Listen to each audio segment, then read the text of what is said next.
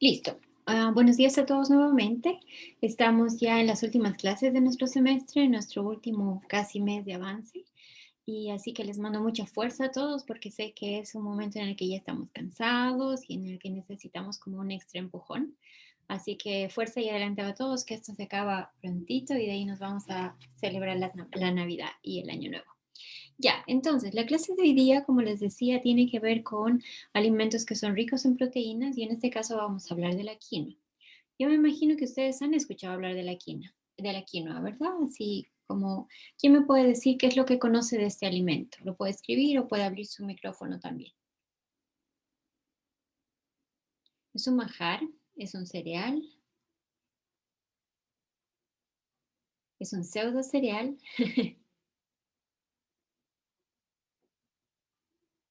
Ya, entonces cuando estamos hablando de cereal o pseudo cereal, estamos hablando de que es un alimento rico en qué. Si yo les digo el trigo, ¿qué sería lo que más tiene en cantidad? Carbohidratos. Exactamente, es un alimento rico en almidón principalmente. Y aquí hay otros comentarios que nos dejan aquí. A ver, es casi igual al arroz. Se cocina de forma casi igual al arroz. Proviene de la familia Amarantaceae, que está correcto. Puede tener fibra, puede tener carbohidratos como fuerte principal. Y efectivamente, la quinoa, para partir, es un pseudo cereal, ¿ya? Y es rico en todos estos compuestos que ustedes están nombrando. Entonces, ¿qué es lo que vamos a ver hoy día en clases? Vamos a hablar de lo que es la quinoa como generalidades. Vamos a ver su composición tanto en nuestros macrocomponentes que ustedes están nombrando como microcomponentes y otros compuestos de interés.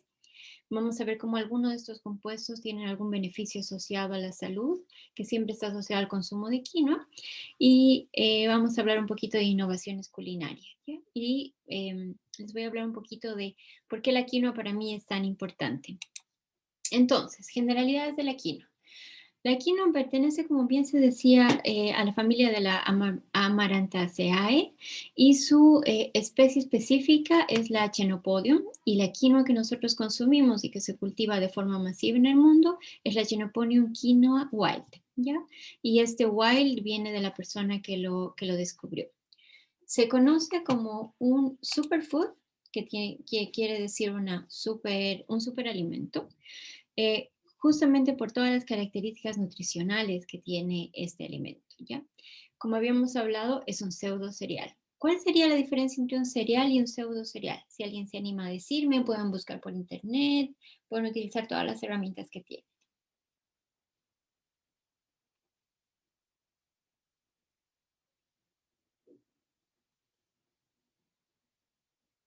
Pseudo significa sucedáneo, ¿verdad?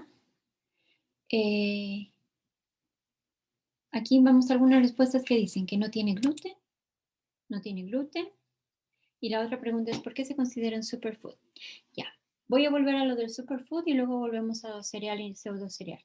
Aquí no se considera un superfood por la calidad nutricional que tiene, por la composición química que tienen los granos, que es lo que se consume de forma mayoritaria, y el aporte nutricional que tiene en la dieta. Entonces, les doy un ejemplo. No sé si ustedes se han fijado, pero hace poco la Junaeva ha decidido cambiar el menú que ofrece a los niños en edad escolar, en los jardines infantiles, que se da a través de desayunos y almuerzos, ¿ya? Y dentro de este cambio del menú se ha decidido incluir quinoa. Ahora, la quinoa se consume, como alguien bien decía, normalmente en forma de como arroz, como un complemento a la comida, cocido, ¿ya? Pero puede utilizarse de otras formas también y lo vamos a ver un poco más adelante. Pero si la Junaev, que está compuesta liderada por nutricionistas y tiene un equipo de nutricionistas bien amplio, decide incluir este alimento en el menú que se dan a los nuestros niños, que son uno de los grupos etarios de mayor interés de vulnerabilidad nutricional. Entonces, si queremos reforzar su aspecto nutricional, el incluir la quinoa nos da una cierta idea de por qué este alimento es importante. Y para ser más específicos, es un superfood porque su composición nutricional es bien única y de mucha alta calidad. Isadora, ¿respondo a tu consulta? Buenísimo, sí, entonces. Ya, diferencia entre cereal y pseudo cereal. Habíamos nombrado que aquí se hablaban de que no tiene gluten. Entonces yo les hago la siguiente consulta. ¿El arroz tampoco tiene gluten? ¿Es un cereal o no?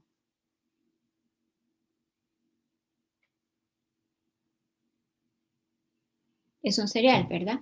Entonces, si nosotros hiciéramos un símil, la presencia o no de gluten de la quinoa tendría que ver con esta su característica de cerealidad.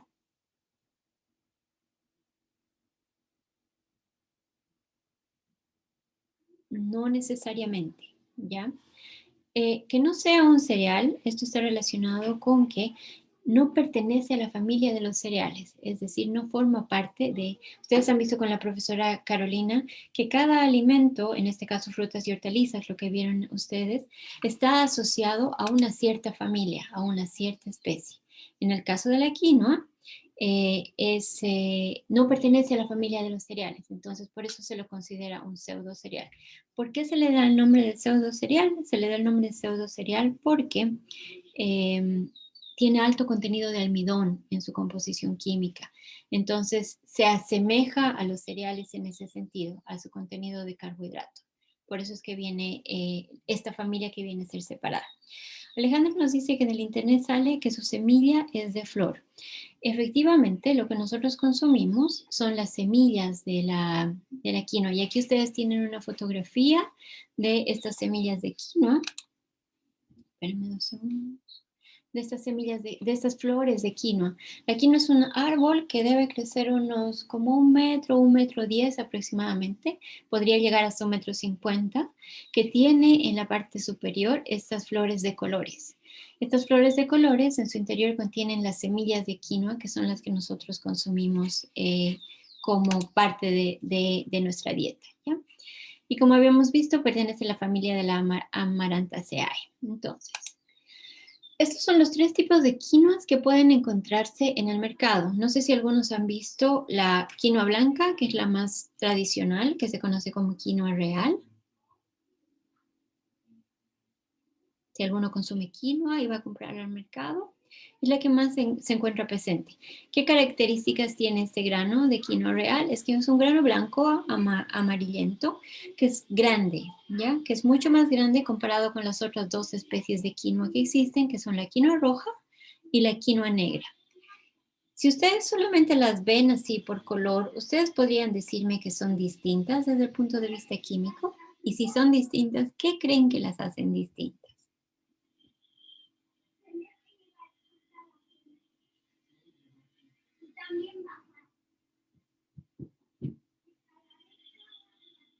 Los pigmentos son distintos, evidentemente. Debe haber un compuesto químico que está asociado con la composición química, un elemento químico que da coloraciones distintas.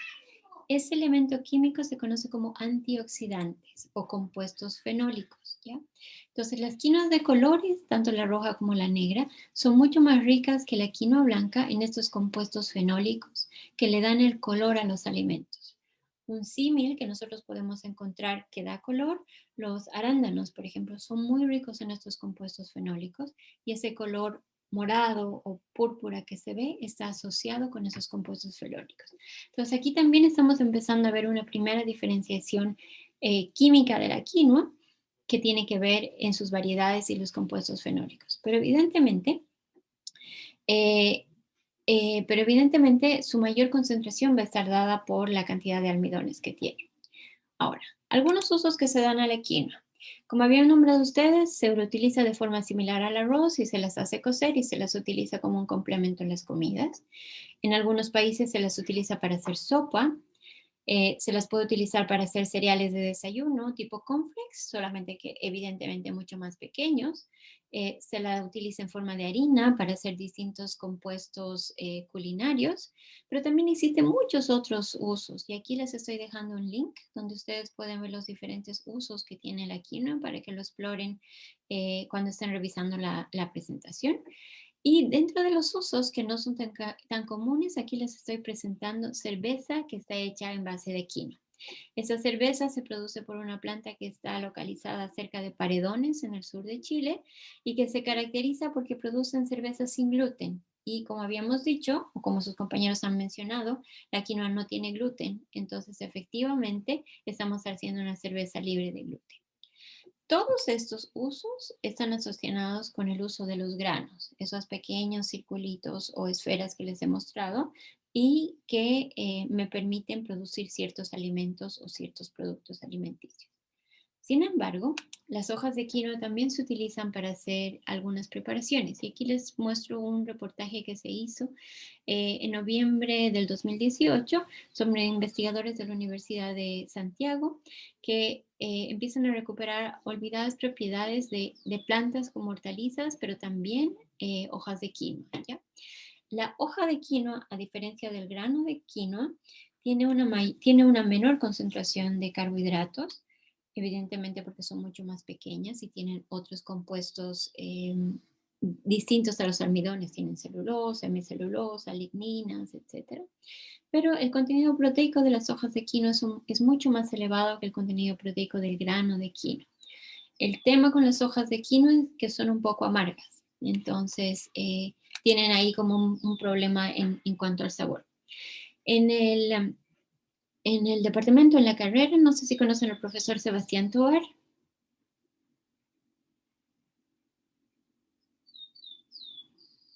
Bueno, Sebastián es el profesor, no lo conocen porque ustedes son muy chicos todavía, están en el primer semestre, pero a partir del próximo año ustedes van a tomar clases con el profesor Sebastián Tobar, que es un chef. Entonces nosotros dentro de la carrera tenemos una persona que nos ayuda a hacer preparaciones nutricionales culinarias que tienen un enfoque desde el punto de vista sensorial apetecible para nuestro consumidor, porque nuestro cliente, si quieren, que es nuestro paciente, le gusta comer cosas ricas. Entonces, cuando hablamos de preparaciones alimentarias, tenemos que incluir todo el conocimiento que tienen los chefs. Entonces, Sebastián es un chef que trabaja en la carrera y que tiene en diagonal al laboratorio de química, para los que ya conocen y los que no van a conocer, lo van a poder ver, tiene una sala de técnicas culinarias, o él dirige la sala de técnicas culinarias, donde se hacen muchas preparaciones. Y dentro de las preparaciones con las que él trabaja, ha sido las de utilizar harina de hojas de quinoa para preparar fideos tipo espagueti. Entonces él produce estos fideos que son tipo espagueti, que son de color verde, si ustedes quieren, y que tienen un contenido proteico superior a un fideo que está hecho con harina de trigo, semolina común y corriente. Y esa es una de las innovaciones que se están haciendo y que las hace Sebastián en el laboratorio. La harina de quinoa se puede utilizar para muchas más preparaciones. Se la puede utilizar para hacer masitas, para hacer pan, es incluso para hacer algunas infusiones. Entonces tienen varias propiedades. Pero para que vean que el uso de la quinoa no solamente se limita al grano, que es lo que más conocemos, sino también a las hojas. Y nuevamente aquí lo que les presento es algunos usos medicinales. Ahora, cuando hablo de usos medicinales de la quinoa, me estoy refiriendo al uso ancestral de la quinoa. La quinoa no es un producto que se produce en regiones bien específicas del mundo, si ustedes quieren, y normalmente asociado a la producción rural de campesinos que no es agroindustrializada. Entonces, la quinoa se considera como uno de los granos ancestrales que se producen en una región que está localizada mayormente al norte de Chile, Perú y Bolivia. ¿Ya? Esas son como las áreas de producción más grandes, siendo Perú y Bolivia los mayores productores. Asociadas a las culturas aymaras, quechuas que existen en esas zonas. Entonces tienen varios usos que son tradicionales o ancestrales. Y emplastos de quinoa, de grano, tanto como de hoja, se utilizan para curar heridas. Se utilizan también emplastos que se utilizan como una especie de yeso para curar fracturas. El consumo de las hojas de quinoa está asociada a una salud digestiva. Cuando uno está, por ejemplo, con dolor de estómago, se hace una infusión de estas hojas de quinoa para ayudar con el malestar. Pero también se lo utiliza como energizante. Ahora, a diferencia del uso de estos tres usos principales, heridas, fracturas o salud digestiva, el uso como bebida energizante se ha industrializado. Y aquí les estoy presentando un producto que se llama malta de quinoa. ¿Alguna vez alguno de ustedes ha tomado malta? Que no sea de quinoa, malta normal, de cebada. ¿Sí? ¿Para qué nos sirve la malta de cebada y de dónde viene? Algunas de las personas que han consumido que nos puedan decir. Valentina, pura agua. Igual que mi hijo, solo agua. Me parece bien. ¿Quién me puede decir qué es esta malta, que no sea la malta de quinoa, la malta de cebada?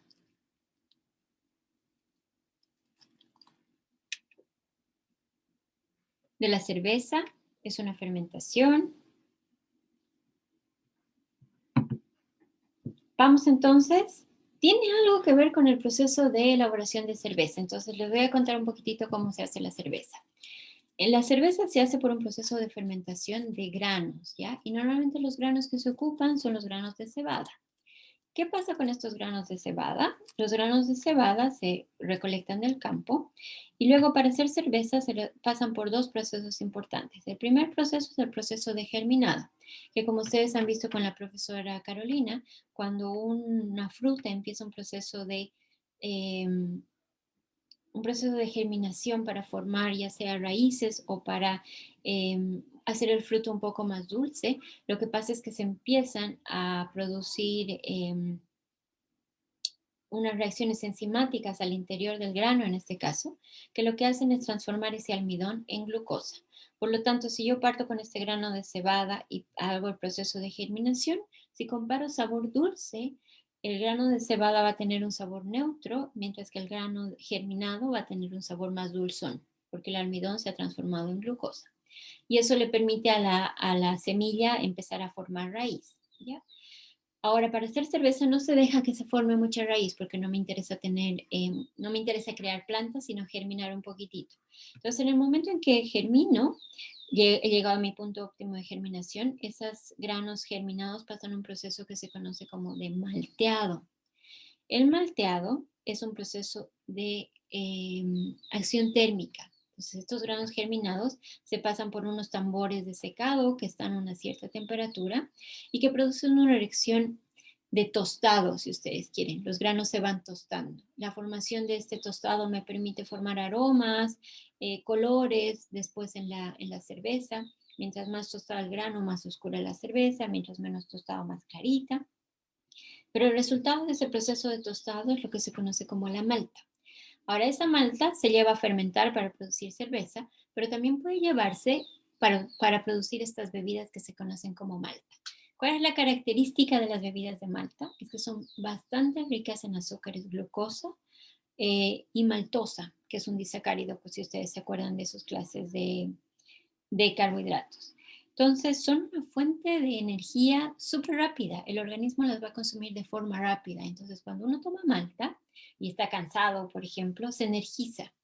Entonces, por eso es que la malta también de quinoa se conoce como un energizante. Y esta es la única forma industrializada que se produce de todos estos usos medicinales. ¿Cuál sería el único problema de esta bebida si hablamos desde el punto de vista de aporte nutricional? Ahorita contestamos tu pregunta, Josefina. Es un energizante porque tiene glucosa y tiene maltosa, debe tener algo de fructosa también. ¿Cuál sería el aporte negativo de estos compuestos tan altos? Negativos entre comillas, dependiendo del grupo al que estamos hablando. Alta cantidad de azúcares, efectivamente. Es una bebida muy rica en carbohidratos, por lo tanto va a tener muchas kilocalorías. Entonces, su consumo muy seguido y sin control puede llevarte a una subida de peso. Ahora, como es una bebida natural, donde no se añade ningún tipo de azúcar externa, es una bebida que no va a tener sellos, que van a entender esto un poco mejor el próximo semestre que lo tenemos tan cerca. Josefina pregunta, ¿por qué la malta es tan amarga si tiene azúcares? Cuando te refieres a malta, ¿es esta bebida de malta o te refieres a la cerveza?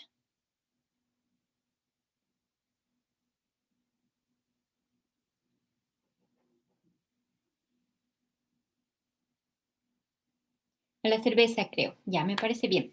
Es una súper buena pregunta. La malta es dulce, pero en el proceso de fermentación, bueno, en el proceso de elaboración de cerveza, se agrega un compuesto que se llama lúpulo. Este lúpulo le da el amargor a la cerveza. El lúpulo se utiliza justamente como un compuesto que da ciertos sabores, también como un agente antimicrobiano. Pero siempre se utiliza en la elaboración de la cerveza, entonces la fermentación de esta malta resulta en una cerveza un poco más amarga. A diferencia de la malta, que va a ser dulce, esta bebida de malta que estamos haciendo va a ser bien dulce, ¿ya? Lo mismo pasa entonces en el caso de la quinoa. Se puede hacer malta de cebada, pero también se puede hacer malta de quinoa y va a ser esta bebida dulce, rica en azúcares y por lo tanto con un aporte calórico bastante alto. Ahora, les había hablado un poquito de dónde se produce y aquí les estoy mostrando la producción global. Se produce en esta zona geográfica que está dividida entre lo que es Perú por este lado y lo que es Bolivia por este otro lado. El tipo de suelo y alrededor de lo que se conoce como el lago Titicaca, que es el lago más alto en altitud a nivel mundial, ya se encuentra a una altitud de aproximadamente, me parece, como 5.000 metros sobre el nivel del mar, si es que no es más, y es el lago más alto en altitud del mundo. Entonces, ¿qué características especiales tiene esta zona geográfica para la producción de quinoa? Es una zona que es bastante árida, y los suelos son bastante ricos en sal. Aquí les estoy mostrando dos fotos de lo que es el Salar de Uyuni, que es un lugar geográfico que se encuentra hacia el lado de Bolivia, que ustedes pueden llegar, si es que no han ido todavía, por San Pedro de Atacama. Pasando la frontera, uno llega al Salar de Uyuni. Altamente recomendado. Es un lugar es muy bonito, es mágico. ¿Ya? Aparte de Bolivia y Perú, también se puede producir en otros países como Argentina, Chile, Colombia y Ecuador. Entonces veamos dónde en Chile se produce. La producción de quinoa en Chile está certificada en dos áreas geográficas. El norte, donde se presentan cierto tipo de variedades de quinoa que están asociadas a las características del altiplano, suelos muy áridos, suelos salinos, muy poca concentración de sal, y también el ecotipo de la costa, que está asociado a las regiones de O'Higgins y la Araucanía, que son suelos que no son tan secos, no son salinos, pese a que tienen una cierta cantidad de sal, pero son las dos regiones en las que se producen, ¿ya? Junto con el profesor Francisco Fuentes de la Universidad también de la Facultad de Agronomía, nosotros tenemos una iniciativa que se llama el Quinoa Lab, que es un laboratorio de quinoa. Y él se encarga de domesticar y hacer comerciable la quinoa que se produce en estas regiones. Si hablamos de cantidad de producción, la zona del norte va a producir mucha más quinoa que la zona del ecotipo de la costa, por el tipo de domesticación del suelo y la cantidad de cultivos que hay. Pero lo interesante de estos dos ecotipos es que el ecotipo de la costa es más rico en proteínas que el ecotipo del norte. Entonces, es interesante desde el punto de vista agroindustrial potenciar su producción. La única parte negativa que tiene es que el grano que produce, que es un grano blanco, es más pequeño que el grano real que se produce a nivel mundo. Entonces, como estamos acostumbrados a ese grano real grande, el tipo de semilla que se produce en la costa a veces no es tan aceptada. Pero si uno marketea bien, que es más rica en proteínas, podría cautivar un nicho un poco más grande. Eso entonces para la producción de quinoa. La quinoa es importante a nivel mundial, ¿ya? El año 2012, la FAO declaró el Año Mundial de la Quinoa y a partir de ese año se van realizando los congresos mundiales de la quinoa. El congreso que se realizó el año pasado se realizó en Iquique, ¿ya? Entonces, Chile siempre es no siempre, pero mayoritariamente es una de las sedes que organiza el Congreso Mundial de la Quinoa. Entonces, para Chile es algo muy importante. Y es importante porque este es un superfood, un superalimento. Entonces, ahora partemos a lo que nos interesa, que es la composición nutricional de la quinoa. Habíamos dicho que la quinoa es muy rica en características nutricionales y es porque tiene un perfil único. Eso quiere decir que ningún otro alimento tiene este tipo de perfil relacionado con aminoácidos, carbohidratos, lípidos y micronutrientes. La concentración y el tipo de estos compuestos que tiene la quinoa son mayor a los de los otros cereales, incluyendo el trigo. Por lo tanto, es lo que lo hace un superfood. Entonces, vamos a hablar de cada uno de los compuestos, las proteínas en particular. Vamos a ir a este dibujito que está aquí abajo. Y el dibujito les estoy mostrando aminoácidos que son esenciales, que son importantes para nuestro organismo. Y aquí ustedes tienen dos categorías, los que son esenciales y los que son no esenciales. De su clase de proteínas, ¿se acuerdan que eran esenciales y que eran no esenciales? ¿O la clase química tal vez lo vieron ahí? Los esenciales, si no me equivoco, son los que se tienen que ingerir por la dieta.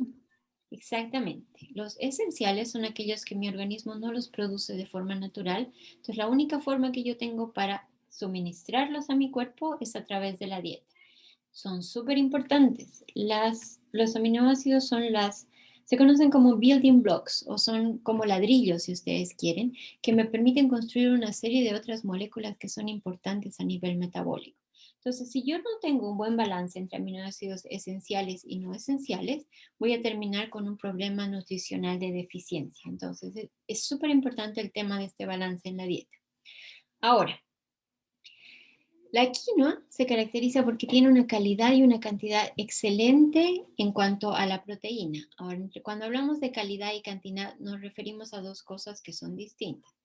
Cantidad está asociada al número de aminoácidos esenciales presentes en este alimento y la calidad está asociada a si estos aminoácidos esenciales son biodisponibles para que el organismo los utilice. Puede haber muchos alimentos que tengan aminoácidos esenciales, pero si esos aminoácidos mi organismo no los puede separar del alimento, no me sirven, porque se van a ir como parte de excreción fecal. ¿Ya? Si en el intestino el organismo no es capaz de separar esos aminoácidos y absorberlos, no sirven de nada. En el caso de las proteínas de la quinoa, la biodisponibilidad y la bioaccesibilidad de estos aminoácidos es muy alta. Entonces, efectivamente, yo puedo lograr un aporte importante de aminoácidos esenciales en la dieta a través de la quinoa. A diferencia de los cereales, 3 proteínas son las que forman parte de la quinoa. 37% son las chenopodias y las globulinas, 91% son proteínas que son absorbibles de forma cruda y el 93.5% de estas quinoas, de estas proteínas se pueden absorber de forma cocida. Entonces, si ustedes ven ahí, yo puedo absorber casi el 100% de la quinoa, de las proteínas que están presentes en la quinoa. Entonces, es una excelente fuente de proteína. No pasa lo mismo con los otros alimentos que contienen proteínas. Según la FAO y la OMS, la proteína de la quinoa puede proveer el 180% de la dosis diaria recomendada para un adulto, no un adulto mayor, sino un adulto normal, ¿ya? Y puede proveer el 180% de los aminoácidos esenciales. El perfil de aminoácidos que tiene la quinoa es comparable con el perfil de aminoácidos de la caseína y de la leche y también del polvo de huevo. Estos 3 alimentos se consideran como los alimentos con más valor proteico, tanto en calidad como en cantidad. Entonces, que la quinoa se pueda asemejar a esto hace que sea un superalimento. Contiene concentraciones de lisinas que son el doble de lo que se puede encontrar en el trigo. Y la lisina es un aminoácido limitante. Entonces es súper importante que esté presente en nuestra dieta, además de ser un aminoácido esencial. Tiene pocos inhibidores, como ser la tripsina, por lo tanto su asimilación es mucho más rápida en el organismo y permite una reducción de la digestión enzimática en su ingestión. Eso quiere decir que pese a que es muy rica en carbohidratos, su aporte no es tan grande cuando nosotros lo consumimos en la dieta o no es similar al que podría ser aporte del trigo u otro cereal. Entonces, una vez que hemos definido cuáles son las proteínas, vamos a hablar del aporte de carbohidratos y fibra. La quinoa tiene entre un 58 a un 64% ¿Profe? de... Adelante. ¿Qué es un aminoácido Eh, limitante? ¿Esa es la sí, consulta? justamente eso. Ya. Un aminoácido limitante, ¿se acuerdan de reacciones enzimáticas? ¿Están viendo ahora reacciones enzimáticas en bioquímica?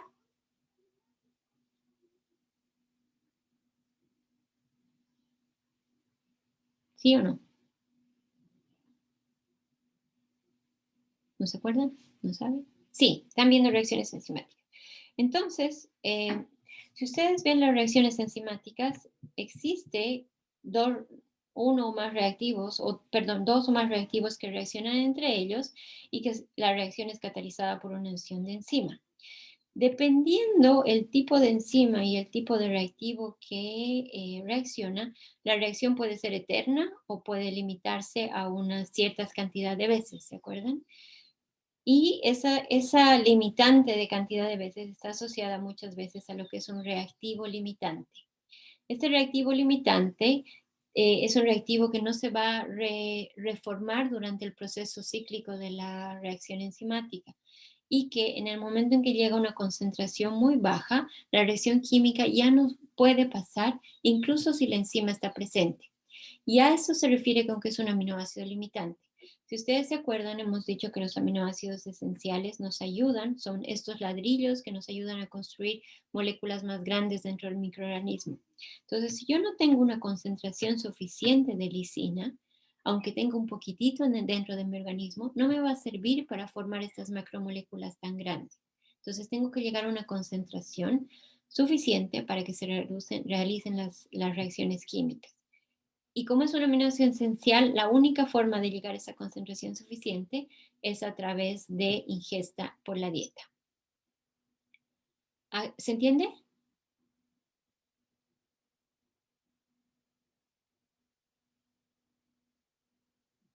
Ya, buenísimo. Aquí había otra consulta. Déjenme subir un poquitito mi cursor. ¿Qué dice? Profe, los aminoácidos que no están biodisponibles se incluyen en la cantidad total de proteína que sale en las tablas nutricionales o no se consideran. Sí, se incluyen en la cantidad de proteína porque la determinación de la cantidad de proteína se hace en función de lo que se conoce como nitrógeno total. Ustedes se acuerdan de la fórmula química de la proteína, tiene un grupo amino que es el grupo NH2 y el aporte específico de esa molécula de importancia está relacionado con ese grupo nitrogenado presente, ese nitrógeno que está en el NH2. Para la determinación total de proteínas, esto es lo que yo quiero determinar. Así en súper simple, tomo el alimento, le hago una digestión ácida para que puedan romperse todas las macromoléculas y luego extraigo esa cantidad de nitrógeno y determino de forma cuantitativa cuánto nitrógeno existe en ese alimento. Y relaciono esa cantidad de nitrógeno con la cantidad de proteína total. Ese nitrógeno va a formar parte, va a venir de cualquier tipo de aminoácido presente en el alimento, aminoácido que puede ser esencial o no esencial. Entonces, la cantidad de proteína que se reporta en la etiqueta nutricional, pues forma aminoácidos esenciales y no esenciales. Ahora, para determinar la cantidad y la calidad de la proteína, lo que yo tengo que hacer es identificar de todo ese conjunto de compuestos nitrogenados cuáles son esenciales y cuáles no son esenciales. Y ahí puedo yo medir si tiene una cantidad deseable o no deseable. Esa medición siempre se hace en función de un patrón y el patrón es la caseína. Entonces, si la caseína tiene 10 aminoácidos esenciales, me estoy inventando un valor, y la quinoa tiene 12, yo puedo decir, la quinoa tiene una cantidad de aminoácidos esenciales mejor que la caseína. Y la caseína siempre se utiliza como el patrón estándar. Ahora, la calidad tiene que ver otra cosa, tiene que ver con cuánto de esos aminoácidos esenciales mi organismo los asimila. Y para eso hay que hacer estudios de asimilación clínica, ¿ya? Para saber si a partir de esos 12 aminoácidos esenciales, si los 12 pasan a mi metabolismo o solamente unos cuantos. Y comparo esa cantidad nuevamente con la calidad que tiene la caseína. Si en la caseína de los 10 aminoácidos esenciales, 8 pasan al metabolismo y de la quinoa 10, puedo volver a concluir, la calidad de la proteína de la quinoa es mayor al de la caseína. ¿Se entiende?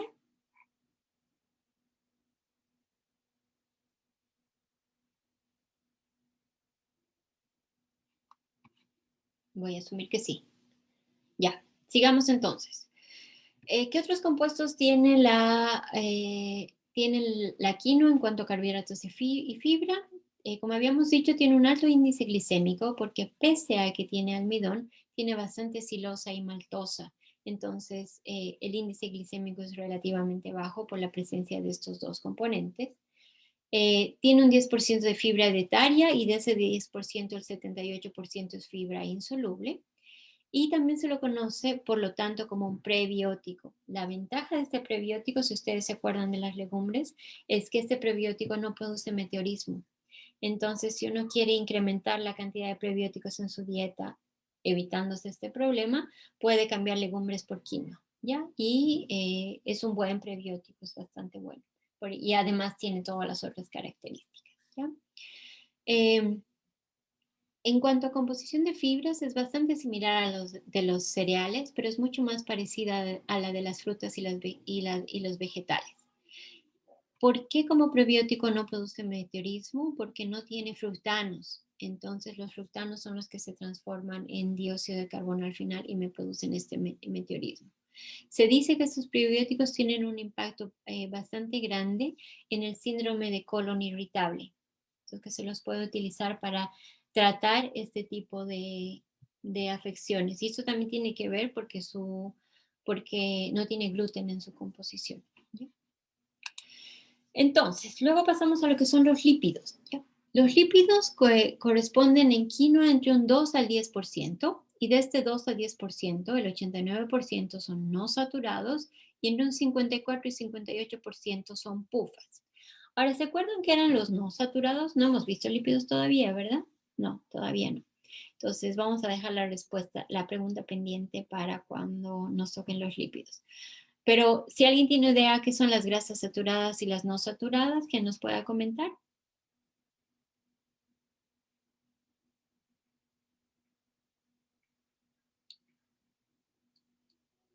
¿Cuáles son buenas, las saturadas o las no saturadas?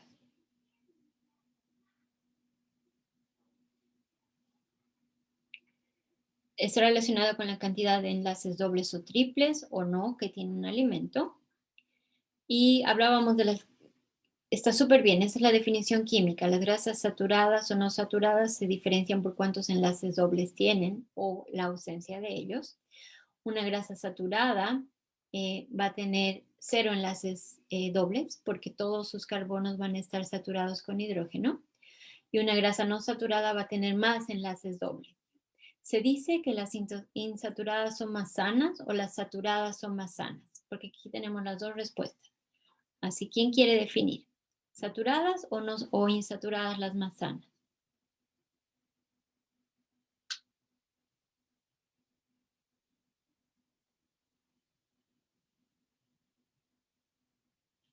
Las insaturadas, es que quiere decir las que tienen dobles enlaces, ¿verdad? Aquí les estoy poniendo dos ejemplos de grasas no saturadas que son súper importantes, el ácido linoleico y el ácido linolénico.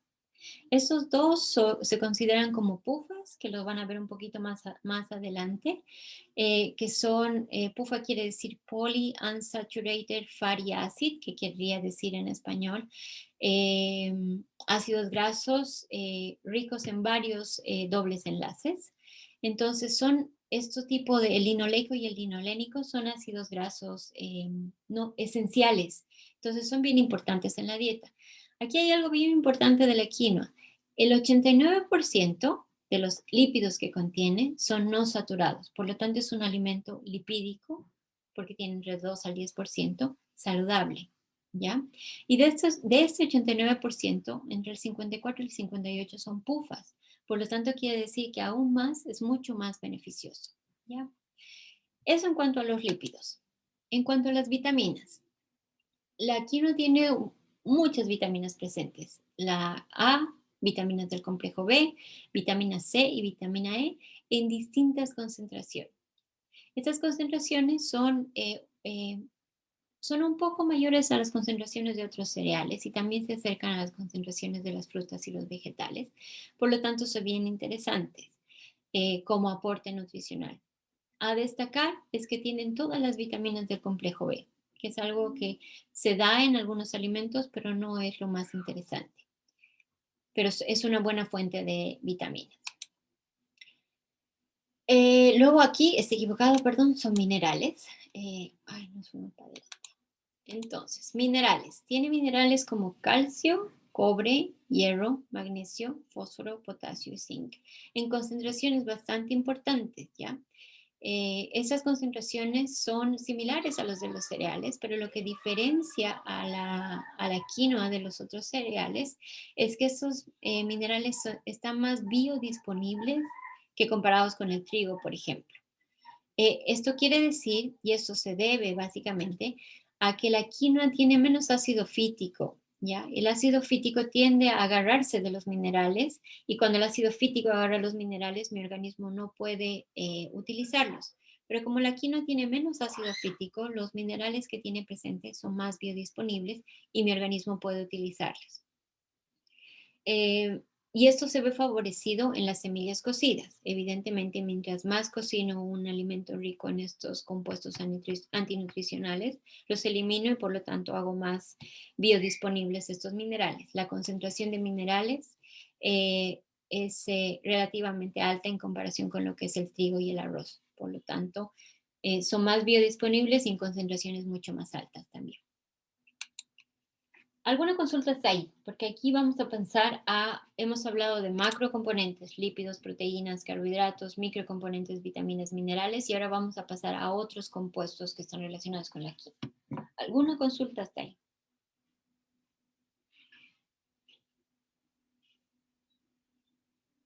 No. Vamos entonces, sigamos.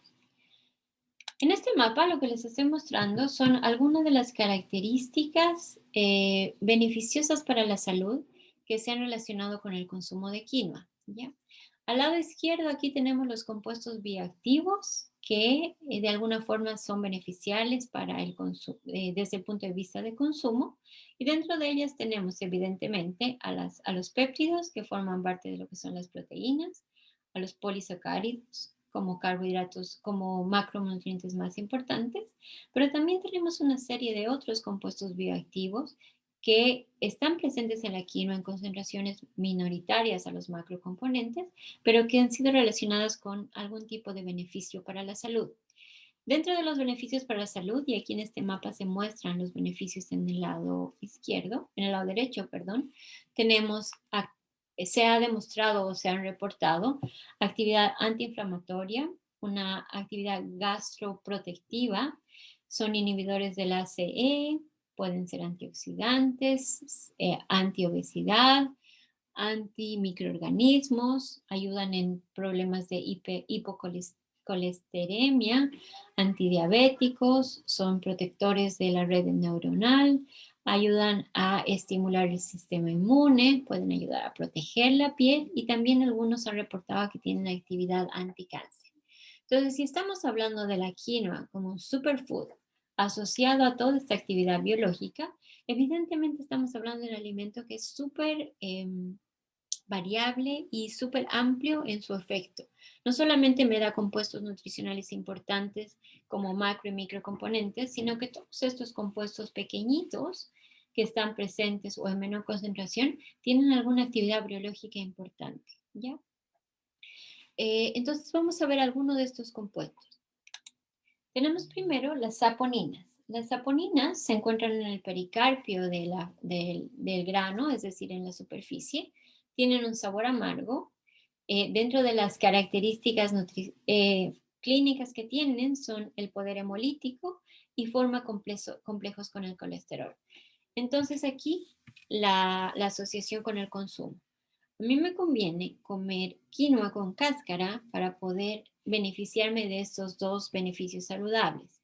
La característica de poder ser hemolítica y principalmente lo que más nos interesa a nosotros, la capacidad que tienen estas saponinas de formar complejos con el colesterol, porque es un alimento que me podría ayudar a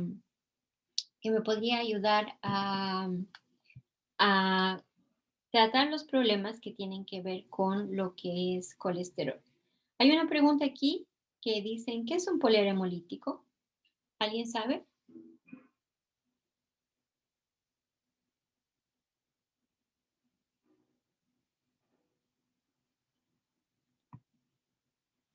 Existe un síndrome que se llama el síndrome urémico hemolítico, ¿ya? Se conoce porque es una enfermedad que se caracteriza por producir insuficiencia renal, también anemia, ¿ya? y algunas otras afecciones relacionadas con la sangre.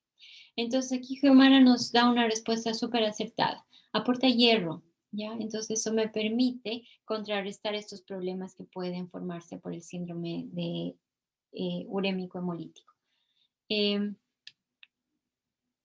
Aquí otra pregunta que hace Franco. ¿El ácido fítico es más alto en la cáscara? ¿Perderíamos por ese lado también o no? Sí, efectivamente el ácido fítico es alto en la cáscara, pero comparado con los otros cereales, la cantidad de ácido fítico en la cáscara de la quinoa es mucho menor.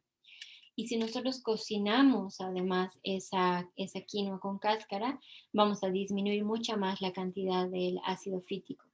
Entonces, si nosotros consumiéramos quinoa con cáscara, podríamos tener esta capacidad de tener poder hemolítico o formar colesterol. Pero aquí Estefano nos da un comentario súper acertado. La quinoa se come sin cáscara, ¿ya? ¿Por qué creen que la quinoa se come sin cáscara? La respuesta está en la diapositiva.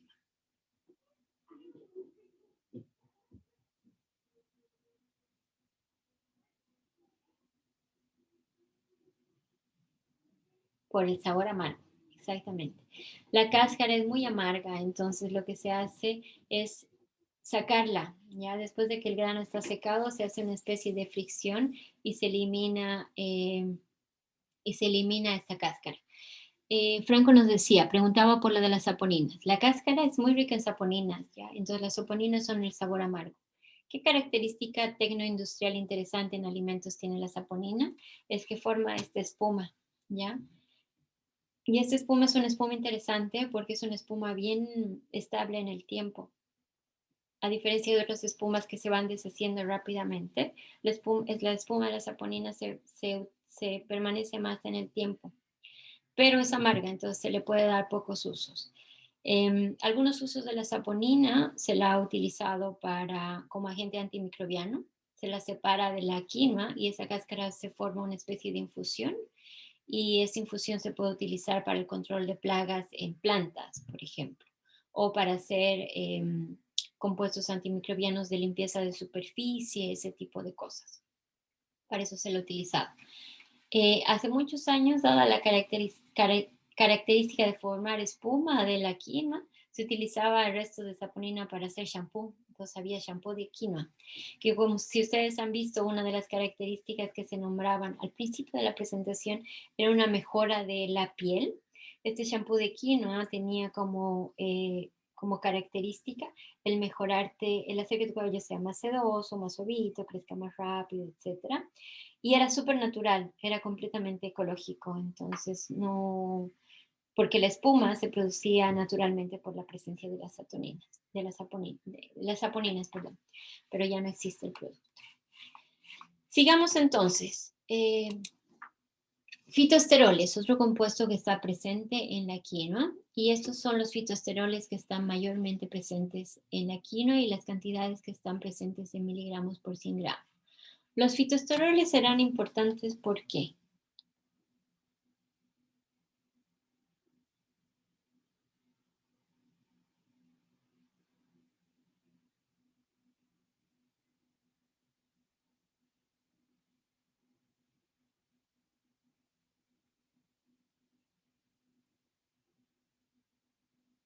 ¿Por qué será?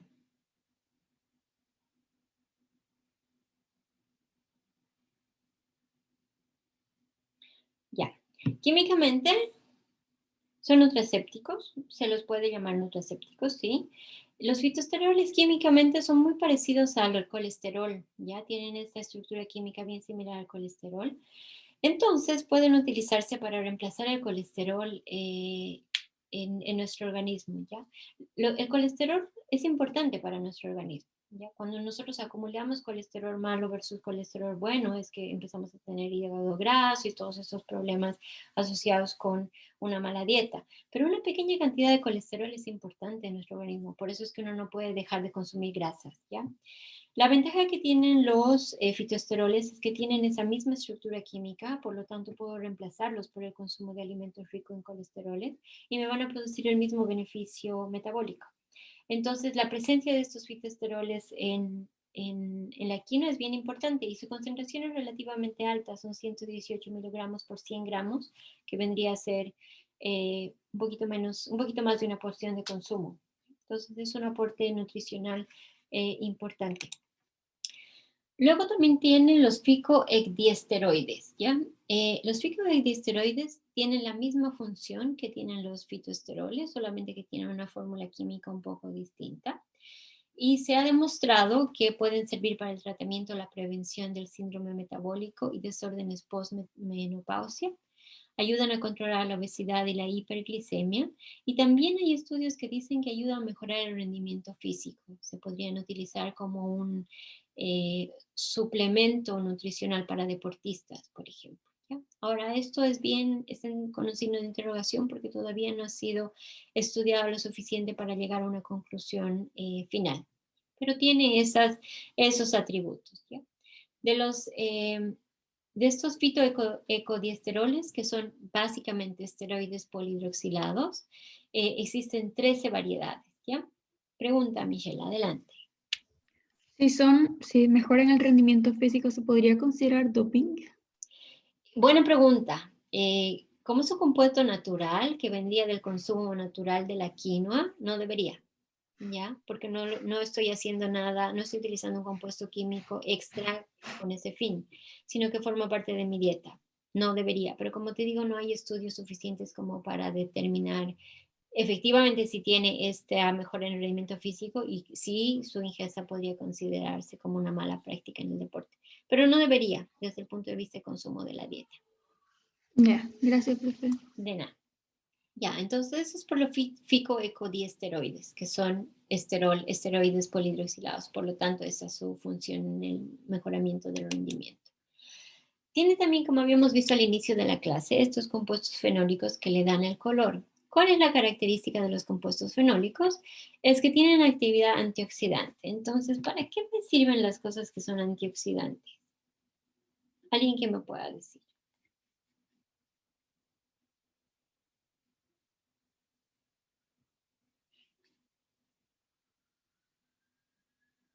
Uno ve en cremas, tiene compuesto antioxidante. Vitamina E me sirve como compuesto antioxidante. Ayuda para la prevención del envejecimiento. ¿Y por qué será que me sirve para prevenir el envejecimiento? Viene de su nombre, antioxidante. Puede prevenir el cáncer. Capta radicales libres. Benjamín va súper cerca de lo que pasa. Un compuesto antioxidante es un compuesto que capta estos radicales libres que son dañinos para el organismo, que producen, por ejemplo, cáncer o que producen un deterioro de la piel.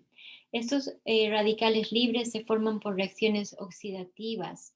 Puede ser que una molécula de lípido, por ejemplo, que se expone a un estrés de oxígeno, libere estos radicales negativos. Los radicales negativos producen la muerte de las células. Entonces, la formación de radicales reactivos por reacciones químicas dentro de mi organismo son dañinas y pueden llevar a cáncer en algunos casos o deterioro de la piel, envejecimiento en el caso de la piel. Entonces, estos antioxidantes lo que hacen es, si existe un radical libre, lo entrapan y lo vuelven una molécula estable que no me va a producir ningún daño. Esta capacidad antioxidante también se puede aplicar a la elaboración de alimentos, porque al ser antioxidantes, también tienen un efecto antimicrobiano sobre los microorganismos. Entonces, por ejemplo, se puede utilizar para alargar la vida útil de ciertos microorganismos. Nosotros en un proyecto justamente con el Quinoa Lab hemos generado una película hecha en base de quinoa que tiene además un aceite esencial de naranja que la hemos utilizado para recubrir frutillas, ya estas frutillas frescas. Y el resultado del estudio resulta en que hemos sido capaces de incrementar la vida útil de las frutillas. Ustedes se han visto que las frutillas tienen una vida útil muy corta. Uno las compra de la feria o del supermercado, las pone al refrigerador y en pocos días empieza a crecerle hongo, más si hay una que está golpeadita y tiene alguna herida, etc. Entonces nosotros con nuestro estudio hemos verificado que esta película de quinoa, enriquecida con un aceite esencial, permite incrementar la vida útil de esas frutillas. Hemos hecho pruebas piloto con Walmart porque Walmart quiere adquirir estas películas para sus quinoas. ¿Ya?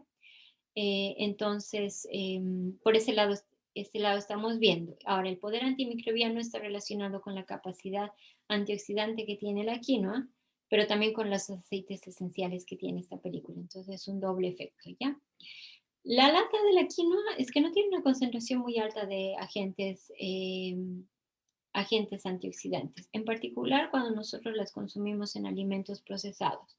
Si ustedes hacen una bebida vegetal de quinoa roja o quinoa negra, la bebida les va a resultar en un color que no es ni rojo ni púrpura o morado fuerte. ¿Ya? Los antioxidantes se van perdiendo en la quinoa y su concentración es poca comparada con otros cereales. Pero lo poco que tienen es beneficioso. Lo que sí tienen son estos compuestos que se conocen como las betalaninas. Las betalaninas también están presentes en la beterraga y dan ese color característico rojo que tienen las beterragas y que también se produce en algunos granos de quinoa y en particular en las flores, ya que es lo que estamos viendo aquí. ¿Qué son las betalaninas? Son compuestos nitrogenados que son derivados de la tirosina. Tienen una actividad similar a la de los polifenoles, es decir, son compuestos antioxidantes, pero tienen una capacidad antioxidante mayor que la de los polifenoles y también se han demostrado que pueden tener alguna actividad antiinflamatoria. ¿Cuáles son las características interesantes de las betalaninas? Es que se las puede utilizar como un colorante natural, un colorante que se puede añadir a un alimento y que no necesariamente es un aditivo químico de origen sintético. Y la betalanina mantiene su color estable rojo entre un pH 3 a 7, entonces se lo puede utilizar incluso para hacer yogur coloreado rosa, si ustedes quieren. Entonces, por este lado no habría ningún problema. La betalanina está aprobada para su uso en productos lácteos en Estados Unidos. Interesante el tema de las betalaninas porque la investigación y el estudio de nuevas fuentes de colorantes naturales cada vez está más en boga y esta vendría a ser una muy buena fuente de colorante natural. Como les digo, es similar en estructura a la betalanina de la quinoa. Otros compuestos son las glicinas betaínas, que lo que me permiten es regular la homocisteína, y esta regulación permite el tratamiento de diabetes o la prevención de diabetes, obesidad y enfermedades cardiovasculares. Entonces, la concentración de betalainas en glicina betaínas en la quinoa se ha demostrado que puede tener algún efecto sobre la prevención más que el tratamiento de estas afecciones nutricionales. Perdón. Ahora, muy pocos estudios clínicos están asociados a estos beneficios nutricionales, ¿ya? La quinoa es un alimento que se ha puesto en boga en los últimos 10 años. Por lo tanto, vamos a ir viendo un incremento en estudios clínicos, pero hasta el momento es muy poco. Y es porque es bien complicado hacer un estudio clínico. Para hacer un estudio clínico uno tiene que tener pacientes control, y tienen que asegurarse que tengan un consumo regular de cierta cantidad de quinoa por un tiempo específico, que vuelvan al consultorio para hacerle tomas de muestras de sangre o de orina para determinar los compuestos que se metabolizan o no. Y es bien difícil tener esa población cautiva. Es bien difícil mantener un número de pacientes clínicos estable, entonces los estudios clínicos tienen su cierto reto. Sin embargo, hay algunos que están asociados con la quinoa. Y aquí les estoy poniendo algunos ejemplos. No los vamos a ver todos, pero acciones terapéuticas que han sido demostradas desde el punto de vista científico es que ayuda en el crecimiento de los niños. Basados en esta evidencia es que la JUNAEB ha decidido incluir la quinoa dentro de sus alimentos. Evidentemente se puede ocupar dentro de la dieta de pacientes celíacos porque no tiene gluten, incluso de aquellos que son intolerantes porque no tiene lactosa. Se ha demostrado que pueden disminuir el riesgo cardiovascular y también se ha demostrado que tienen algunos beneficios para disminuir los síntomas post-menopausia, que son un problema bien grande para las mujeres. Y la población de mujeres en el mundo es el 50% de la población total, entonces es un problema, es un público bien interesante. Entonces, hasta ahí toda la parte teórica que tiene que ver con quinoa. ¿Alguna consulta?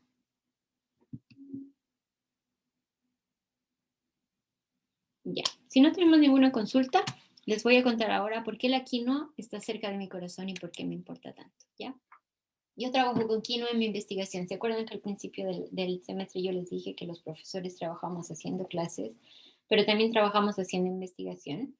Yo dedico el 50% de mi tiempo a hacer investigación y 50% a hacer docencia. Entonces, gran parte de mi tiempo lo dedico a estar en el laboratorio como mis estudiantes de pregrado y de posgrado haciendo investigación.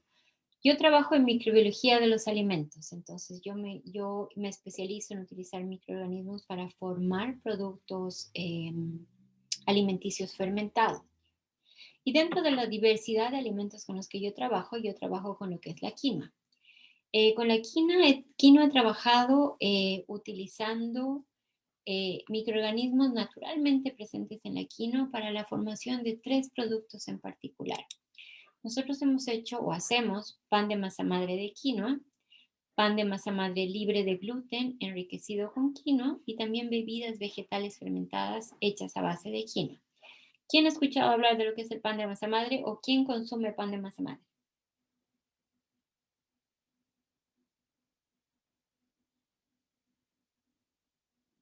Gabriela dice yo no. Por ahí tenemos Sofía. Yo lo he escuchado nomás, pero nunca he comido. Yo tampoco. Yo he escuchado. Ya. Les voy a contar un poquitito qué es el pan de masa madre. Ustedes se ubican en una marraqueta común y corriente. ¿Tiene un sabor dulce, salado u otro sabor?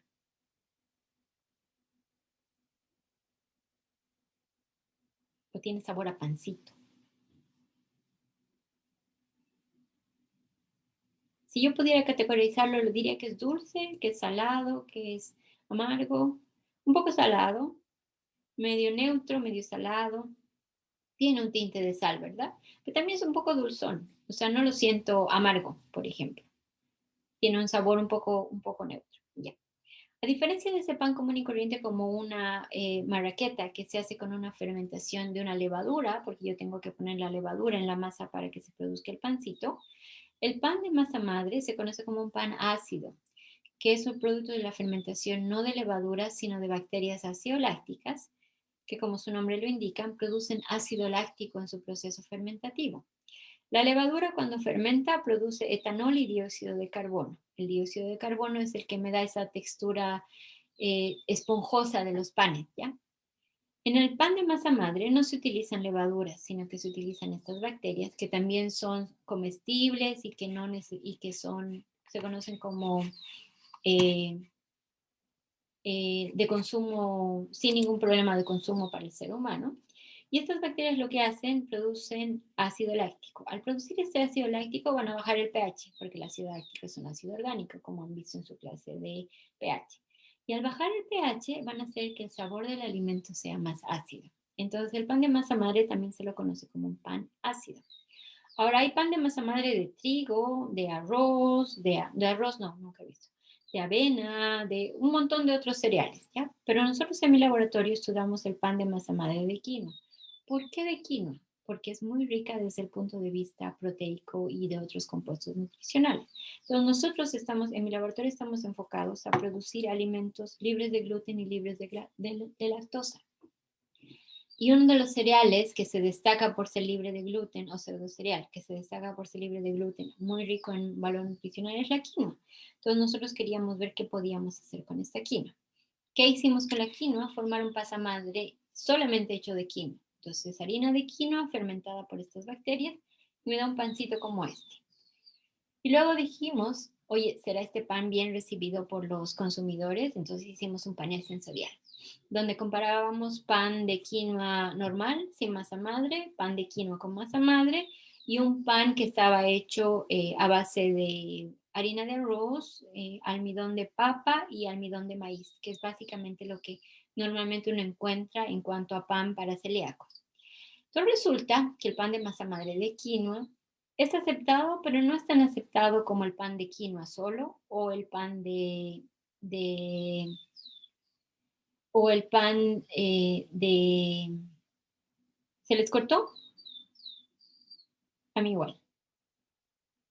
Ya, voy a volver a repetir. ¿En qué parte se quedaron? Que mencionó algo sobre los consumidores y ahí se separó. Ya, perfecto. Entonces, nosotros Si era queríamos saber... aceptado o no. Exacto. Nosotros queríamos saber si este pan de quinoa era aceptado por el consumidor o no. Lo que hicimos es un panel de análisis sensorial, donde dimos a probar a nuestros panelistas pan de masa madre de quinoa solo y un pan de arroz, de harina de arroz mezclado con almidón de papa y de maíz, que es más o menos lo que se puede encontrar en el mercado en cuanto a panes libres de gluten. Resulta que el pan de masa madre de quinoa es aceptado. No, no puedo decir que los consumidores dijeron, ¡ay, qué terrible, esto no lo quisiera comer nunca! Pero es menos aceptado que el pan de quinoa solo o el pan de harina de arroz, de almidón de papa y de maíz. Entonces ahí dijimos, pucha, parece que la quinoa sola como que no tiene tanto efecto como quisiéramos. Entonces dijimos, ¿qué pasa si añadimos quinoa fermentada, una masa madre de quinoa, en la formulación de un pan libre de gluten hecho solamente con harina de arroz, harina de maíz, almidón de maíz y almidón de papa? Y en eso estamos. Estábamos el año pasado haciendo el estudio, hicimos calidad proteica y vimos que este pan tiene más calidad proteica que un pan común y corriente libre de gluten, que tiene menos cantidad de ácidos reductores, por lo tanto tiene un índice glicémico más bajo. Y de ahí estábamos viendo de hacer el análisis sensorial y luego la estabilidad, cuánto tiempo me dura este pan almacenado. Y nos llegó octubre y luego nos llegó la contingencia. Así que espero que en enero pueda continuar con esto. Así que estamos en stand-by, pero por lo menos lo que hemos visto inicialmente y el análisis sensorial que hemos hecho entre los estudiantes de laboratorio es que es rico, no es malo, ¿ya? Ahora no es un pan común porque es un pan ácido, pero la ventaja es que los consumidores libres de gluten están acostumbrados a innovar en su dieta, entonces no son tan adversos a probar sabores que son distintos y ese es el nicho al que yo estoy apuntando. Y por último, para terminar, también hacemos estas bebidas vegetales fermentadas, siempre pensando en los pacientes o las personas que no pueden consumir gluten o lactosa. Y nosotros hemos hecho como una leche ácida de quinoa, hemos hecho una leche ácida de quinoa roja, que no se pone roja roja, pero que presenta un color medio rosa pálido, casi como el baby pink del laboratorio que les va a tocar hacer. Y hemos visto que se fermenta casi igual que un yogur en cuanto al tiempo. Puede fermentarse con cepas que se utilizan para hacer yogur, por lo tanto, industrialmente no sería un problema. Tiene características similares a la de una bebida ácida o acidificada o una leche cultivada en cuanto a que es todavía fluida, pero también es un poquito viscosa, tiene ese olorcito característico al yogur. Y ahí también nos llegó la contingencia y ahí hay muchas otras cosas que hacer. Pero interesante, nosotros cuando empezó la pandemia habíamos preparado un nuevo batch de estas bebidas vegetales y lo dejamos en el refrigerador y ahora que puedo volver a la universidad después de 7 meses, la bebida seguía estable, seguía oliendo súper rico a yogurcito, sabía bien, no sabía mal. Entonces eso me da una indicación de que el proceso fermentativo es bastante estable y que puedo guardarlo en refrigeración por 7 meses si es que no es más. Eso entonces, en lo que yo hago en investigación. Cuando les toque hacer investigación aplicada, que hacen una unidad de investigación que les dura todo un año, bienvenidos a trabajar conmigo si es que les interesa el tema de los alimentos fermentados libres de gluten y libres de lactosa. Eso para la clase de hoy. Entonces, si tienen algunas dudas, partamos ahora. Tenemos 5 minutitos.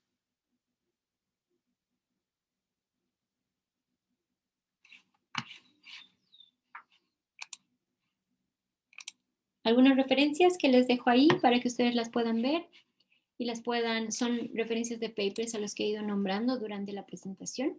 Y si no tienen más consultas, yo voy a subir la presentación hoy día y la grabación también. Y si no, nos vemos la próxima semana con quienes tienen laboratorio o en clases con los que nos toca. Acuérdense que los lunes que hay laboratorio no hay clases presenciales para los que no están en laboratorio. Buenísimo, gracias chicos por la participación, por haber compartido y por haber entendido mi pasión por la química. Que estén súper bien, tengan un buen resto de la semana y cuídense mucho.